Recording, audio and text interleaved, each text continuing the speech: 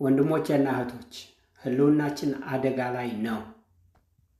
ይህንን መልእክት በጽሁፍ አዘጋጅቼ የማነብላችሁ አንድ የሩቅ ተመልካች ሳይሆን ሀገራችን መጻኢ ዕድል ሌሊትና ቀን እረፍት ከሚነሳው በትውልድ ቦታው ላይ እየደረሰ ያለው ግፍ ልቡን ካደከመው ወንድማችሁ ነው። ዛሬ ሀገራችን ኢትዮጵያ ከምን ጊዜውም በላይ አስፈሪ በሆነ በህልውና መስቀለኛ መንገድ ላይ ትገኛለች። እርስ በርሳችን በታሪካዊ ቂምና በጎሳ ድንበር ተከፋፍለን የምንጫረሰበት በዚህ ሰዓት ከእግራችን በታች ያለው መሬት በይፋ እየተሸጠ ነው።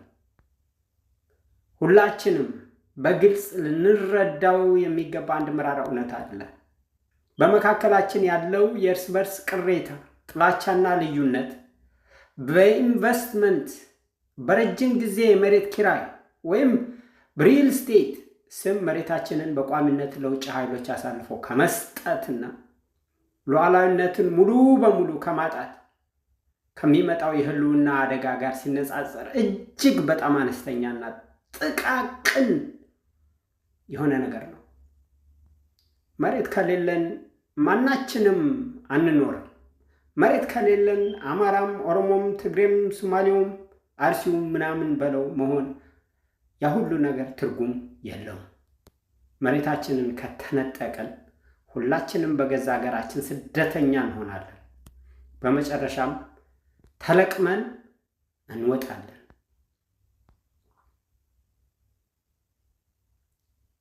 የውይይትና ድራማና የቢሊዮን ዶላር ማታለያ እንዲህ ነው።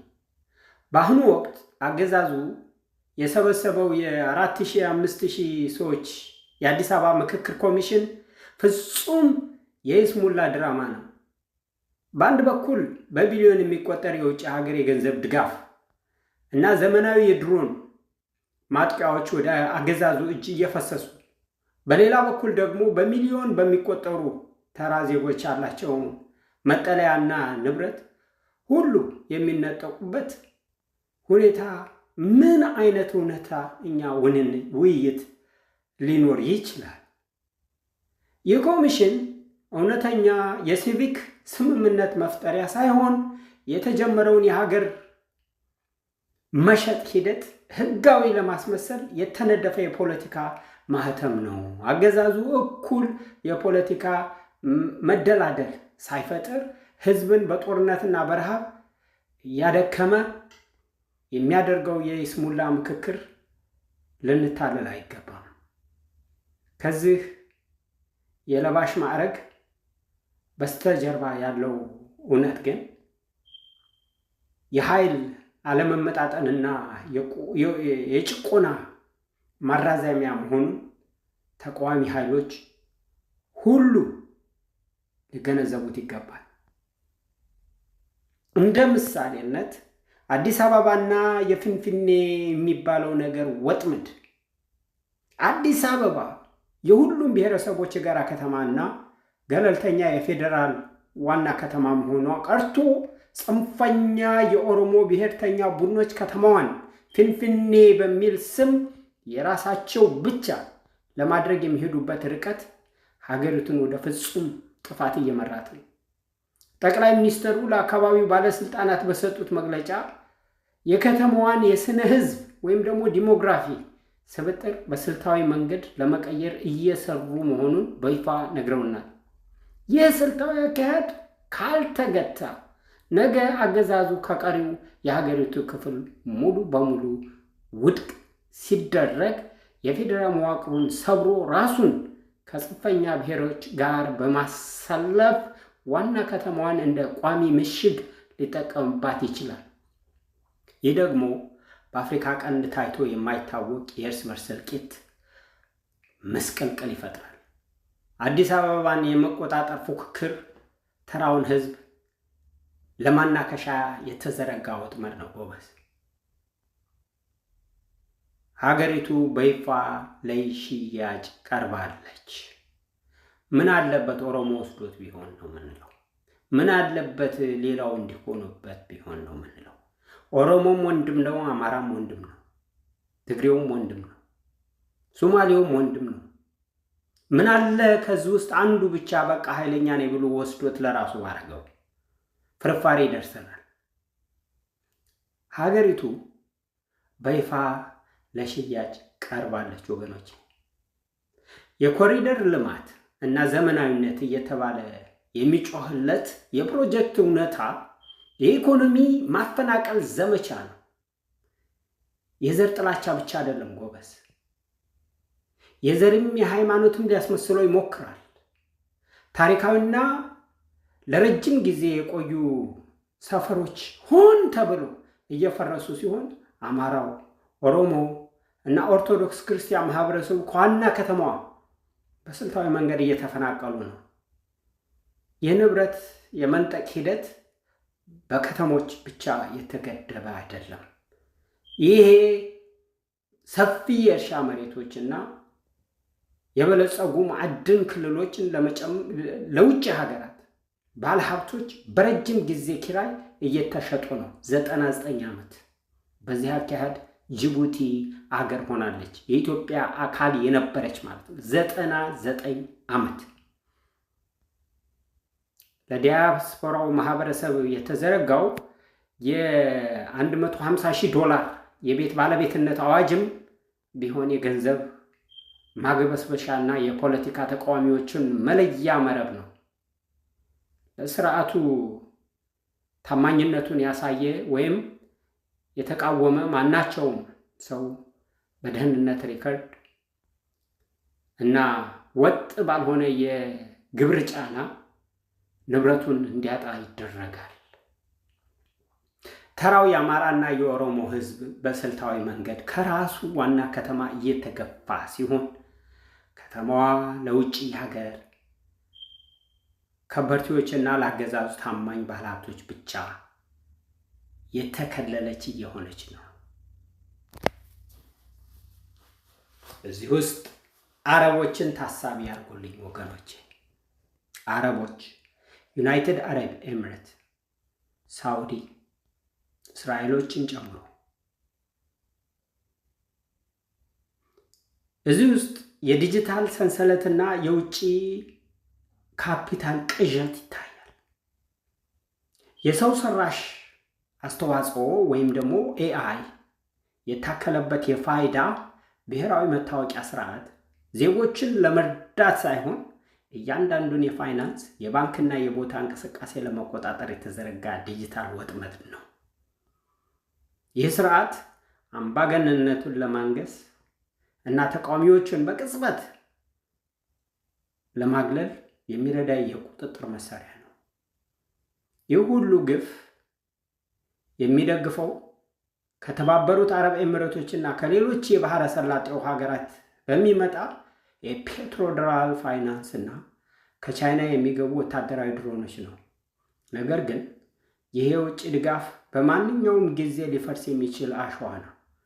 የዓለም የነዳጅ ፍላጎት ሲቀንስ፣ የመካከለኛው ምስራቅ አየር ንብረት ቀውስና ጦርነት ሲባባስ ይህ የገንዘብ ምንጭ መድረቁ አይቀሬ ነው ጎበዝ።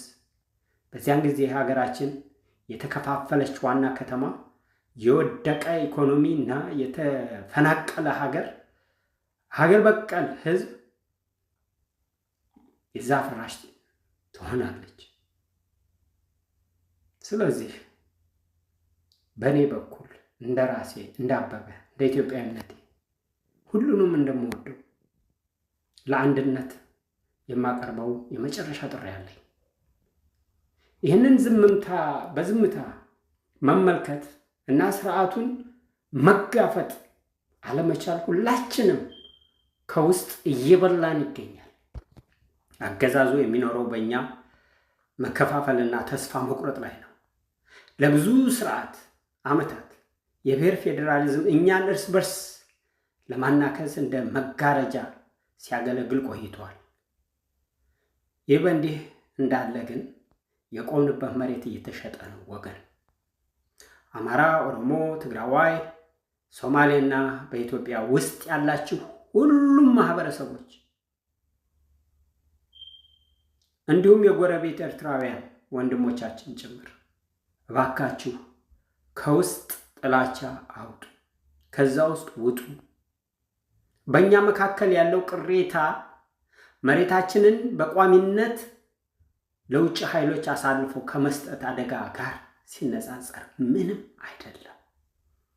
ታሪካዊ ቂም ሉዓላዊ መሬታችንን ለሚሸጠው ስርዓት መጠቀሚያ መሆን የለበትም።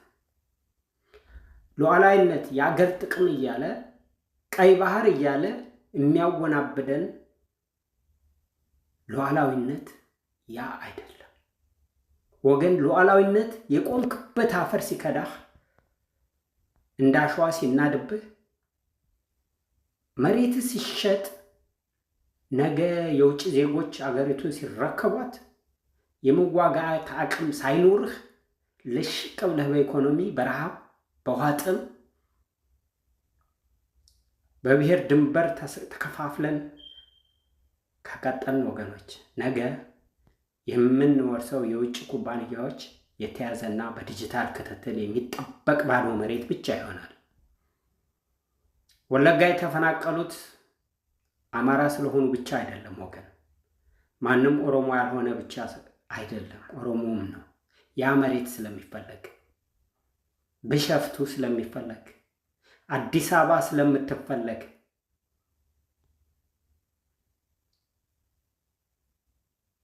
የትግራይ ወርቅ ሲሸጥ የፌዴራል መንግስቱ አያውቅም። ጎበዝ፣ እውነተኛ ተቃውሞና ነፃነት የሚጀምረው ለራሳችን መፈናቀል መሳሪያ መሆን ስናቆም ነው እና የውስጥ ልዩነታችንን ወደ ጎን ትተን በጋራ ስንቆም ብቻ ነው። እንደኔ አለ የምለው ኃይል፣ እያደገ ያለ ኃይል፣ አዲስ ተስፋ የጣለ ሰብአዊነት የተሞላበት በእኩልነት የሚያምን መስሎ የሚታየኝ ፋኖ ብቻ ነው። መቼስ በአንድ መሰባሰብ አለብን ሲባል በዛ መርህ መሰባሰብ ነገ ኢትዮጵያን ሊያድናት ይችላል የሚል እምነት አለኝ። መቼም ይህን ስል በእርግጠኝነት አይደለም። ሰዎች ናቸው እዛ ውስጥ የሚመሩት። በዛ ውስጥም ያሉት ታሪካቸው፣ አስተሳሰባቸው፣ ልዩነታቸው ምን እንደሆነ ነገ ይታያል።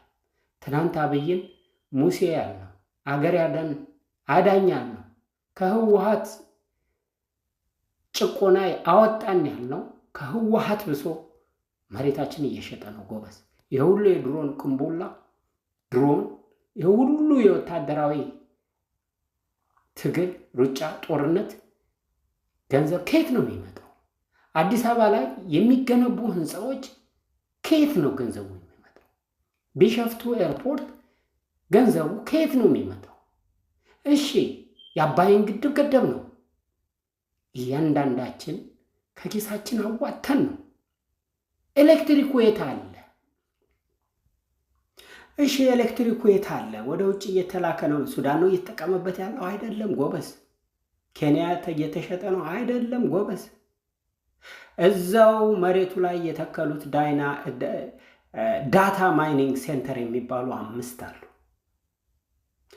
አንዱ ዳታ ማይኒንግ ሴንተር አዲስ አበባን ሙሉ ማብራት የሚችል ነው።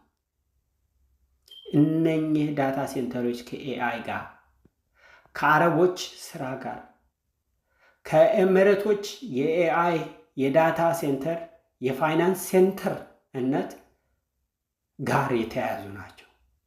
አባይ ግድቡ የሚሰጠን የኤሌክትሪክ ኃይል እራሱ አሁን ተወስዷል። ለዚህም ነው እያንዳንዱ ኢትዮጵያዊ መብራት የሌለው።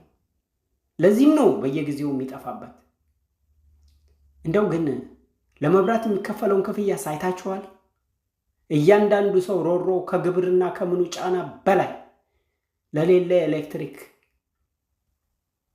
የሚወሰደው ገንዘብ እውነት ፍትሃዊ ነው? የትኛው መብራት መጥቶ ነው ሰው የሚከፍለው? ቢቻል ሰው ግብር መክፈሉን ቢያቁም፣ እምቢተኝነት በዛ ቢሆን፣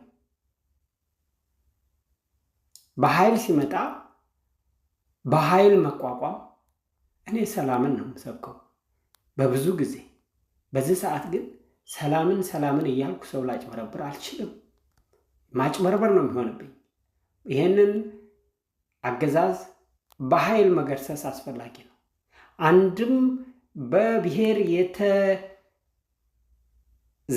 የፖለቲካ መዋቅር ወይም ደግሞ በዘር የተዘረጋ ወታደራዊ መዋቅር ሊገረስሰው እና ጥሩ ህይወት፣ ሰላም ሊያመጣልን እንደማይችል ስለተገነዘብኩ በእኔ በኩል ትግል ያስፈልጋል። ይሄ ትግል አማራ ፋኖ ብቻውን የሚወጣው አይደለም። እውነት ነው የሚሉን 4 ኪሎ ግባ ቢባል እንኳ ማስተዳደር አይችልም ኢትዮጵያን ባለው ሁኔታ። ኦነግ ሸኔ የሚባለው ይህን ሁሉ ዓመት የታገለ ልገንጠል ቢል እንኳን ሰላም አይሆንም። ትግራይም ልገንጠል ቢል ሰላም አይሆንም። አብይ አህመድ ትርፋኛ የሚሆነው በአዲስ አበባ ጉዳይ የፌዴራል መቀመጫ ነው ከተባለ እሷን ብቻዋን አጥሮ ዱባይ ያረጋታል። ሌላ ኢትዮጵያዊ ድርሽ አይልም፣ ኦሮሞን ጨምሮ። የኦሮሞ ናት ቢባል ልክ እንደ አባይ ግድብ አለን፣ መብራት የለውም። የኦሮሞ ህዝብ ራሱ ተጠቃሚ አይሆንም። በኢኮኖሚ ብልጫ የውጭ ዜጎች የሚኖርባታል አዲስ አበባ ነው የምትሆነው። ፊንፊኔም እንበላት፣ በራራም እንበላት፣ አዲስ አበባም እንበላት፣ እኛ የዘር ቅይጥ ያለብን አዲስ አበባውያን መቼስ አዲስ አበባ ተማርኩበት እንጂ አልኖርኩበትም። አዲስ አበባ የሆናችሁ በብዙ መልኩ የምታምኑ የተለያየ የዘር ቅይጥ ያላችሁ ፍረዱኝ። ማንም ሊያስተዳድረን አይችልም።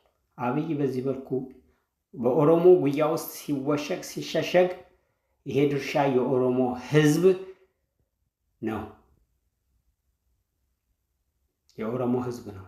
በስምህ ሌላን ዘር እንዳጠቃህ፣ ሌላን ሃይማኖት እንዳጠቃህ፣ ኦርቶዶክስን እንዳጠፋህ፣ ኦርቶዶክስ ብቻ አይደለም አማራ የሆነ ሁሉ በስምህ እየተጨፈጨፈ ያለውን ሁሉ ነገ ይዞ ለሚመጣው ጦስ ከባድ ስለሆነ እንደኔ የፋኖን ትግል የራስህ ትግል አድርገህ አብረህ ብትቀጥል ጥሩ ነው። የአማራ እንዲህ መሆን፣ ትናንትና የትግራያኖች እንደዛ መሆን ምን ጠቀመ? የትግራይ ሴቶች እንደዛ መደፈር ምን ጠቀመ? ህወሓትን አሽቀንጥሮ መጣሉ መልካም፣ ግን ምን አገኘን? ስለዚህ ህልውናችን ቀይ ባህር ላይ አይደለም ወገኖች። ህልውናችን ያለው የቆምንበት መሬት ላይ ነው። የቆምንበት መሬት እያየ ነው ተሸጧል። እያየ እንዳላየ መሆን መስገብገብ ይቅርብን። በኢትዮጵያ መከላከያ ውስጥ የሚኖሩ ወንድሞች እህቶች፣ ይሄ የምትቀበሉት ደሞዝ ምንም አይደለም። የምትተኩሱት ጥይት የሚያርፈው ዜጋችን ላይ ነው። ይቅር ማለት አለባችሁ። ማቆም አለባችሁ። ከውስጥ እምቢተኝነትን ማምጣት አለባችሁ። ድሮን ብቻውን፣ ቴክኖሎጂ ብቻውን የኢትዮጵያን ህዝብ አንበረክክም። የእናንተ ከህዝቡ ጋር መቆም ወሳኝነት ዳታ አለው። በመካከላችሁ ጽንፈኛውን፣ በመካከላችሁ ባለስልጣኑን፣ በመካከላችሁ ሆዳሙን ታውቁታላችሁ። በተቻላችሁ አቅም ከፋኖ ጋር ተባበሩ። ፋኖ ውስጥ ገብታችሁ የፋኖን አካሄድ ማስተካከል ትችላላችሁ። ፋኖ ችግር የወለደው ነው። በአማራ ካልተደራጀ፣ እንደ አማራ ካልቆመ ህልውና ስለሌለው ነው እንጂ ውስጡ ኢትዮጵያዊነት ነው። ኢትዮጵያዊነት ማለት ደግሞ ማንንም ያካትታል። ቀይ፣ ጥቁር፣ የፈለግከውን መልክ ያዝ። ኢትዮጵያዊነትህን የሚወስድብህ የለም በፋኖ አደረጃጀት። ያን ተምሬያለሁ። ያንን ጥሬን አቀርባለሁ። አመሰግናለሁ። አበበ ነኝ ከዲትሮይት ሚቺጋን አሜሪካ።